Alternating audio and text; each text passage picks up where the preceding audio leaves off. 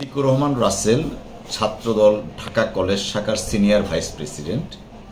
সে গত 1 জুলাই তার বাসা থেকে ডিটেকটিভ ব্রাঞ্চ লোকজন, তাদেরকে আইন শৃঙ্খলা রক্ষাকারী বাহিনীর লোকজন পরিচয় দিয়ে সাদা পোশাকে রাত্রে 1:30টার সময় উঠিয়ে নিয়ে যায়। 1টা থেকে 1:30টার সময় উঠিয়ে নিয়ে যায়। তার বাবা তিনি একজন সাংবাদিক এবং শরীয়তপুর জেলা সাংবাদিক ইউনিয়নের সভাপতিও বটে। উনি যখন তাদেরকে জিজ্ঞেস করেন যে আপনাদের পরিচয় কি, আইডেন্টি কার্ড দেন, তারা তাদের পরিচয় বলে যে আমরা ডিটেকটিভ ব্রাঞ্চের লোক, বাট আইডেন্টি কার্ড শো করতে অপারগতা প্রকাশ করে এবং ফ্যামিলির সাথে দুর্ব্যবহার করে।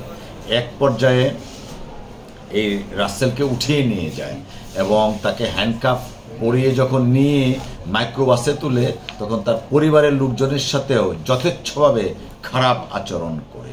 তো 1 জুলাই যখন গভীর রাতে অন্ধকারে তাকে উঠিয়ে নিয়ে যায়, পরদিনই তার বাবা লালবাগ থানায় গিয়ে একটা জেনারেল ডায়েরি করেন, যার নাম্বার হচ্ছে 80।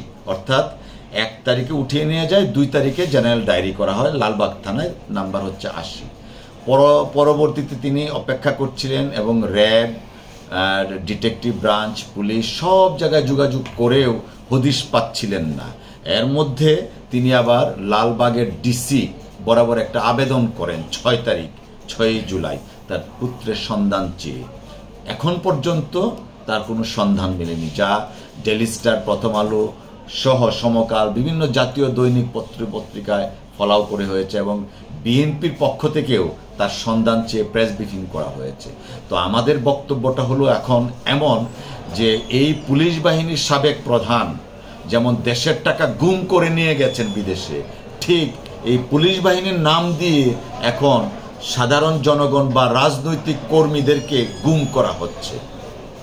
আমরা আজকে, তার বাবা এসছেন আমাদের কাছে, আজকে হেভিয়াস কর্পাসের আলোকে একটা রিট করা হয়েছে। আশা করছি যত শীঘ্র সম্ভব শুনানি হবে এবং এই যে গুমের রাজত্ব, খুনের রাজত্ব বাংলাদেশ, পার্টিকুলারলি যারা বিরোধী দলের রাজনীতি করেন তাদেরকে গুম করা হচ্ছে, এটার একটা সুরাহা উনি চান পিতা হিসাবে। রিটে আমরা চেয়েছি তাকে কোর্টে সুপার্দ করার জন্য, হাজির করার জন্য, এবং আইজিপি সহ ডিটেকটিভ ব্রাঞ্চ, ডিসি যারা যারা সংশ্লিষ্ট আছে তাদের কাছে নির্দেশনা চেয়েছি তাকে সুপার্দ করার জন্য। কোন কোর্টে শুনানি হবে? এটা আমরা আজকে রিটে ফাইল করছি, আশা করছি যে কোনো একটা রিট বেঞ্চে দিব, আমরা আপনাদেরকে যথাসময়ে জানাবো।